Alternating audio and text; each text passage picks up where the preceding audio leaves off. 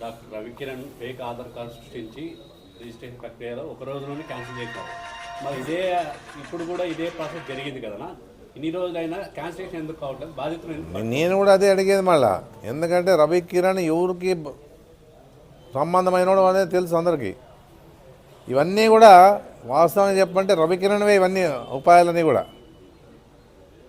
ఎందుకంటే అయిపోయింది ఆదోన్లోన ఎక్కడెక్కడైతే బాగా మంచి ప్రాపర్టీల మీద కన్నబడింది. మేము రవికిరణ్ చేశా అని చెప్పేసి మీ ఎమ్మెల్యేకి తెలీదా? మళ్ళీ ఆయన మీద తోలు తీస్తాను ఏటికి పోయి మళ్ళీ తోలు తీసినాడా? ఇంత తప్పు అంటే చిత్తూరు నుంచి ఇక్కడికి వచ్చినాడు ఆయన ఎమ్మెల్యే. చిత్తూరు వాళ్ళకి తెలివెక్క అని చెప్పేసి చాలామంది వింటున్నాం మేము.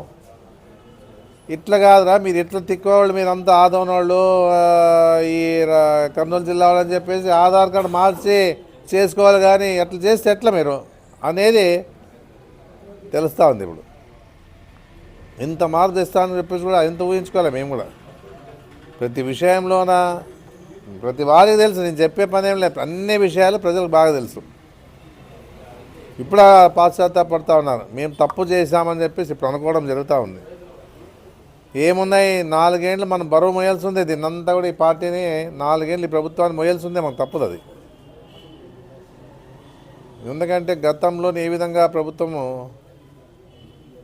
పనిచేస్తూ ఉంది, ఇప్పుడు ఈ ప్రభుత్వం ఏదైనా పనిచేస్తామని చెప్పేసి కూడా ప్రతి వారికి తెలుసు. అయినా 4.5 ఏళ్ళు, ఇంకా 4-7 నెలలు అయింది, ఇంకా 4 ఏళ్ళు భరించాల్సి వస్తుంది అనేది కూడా ప్రజలకు తెలుసు.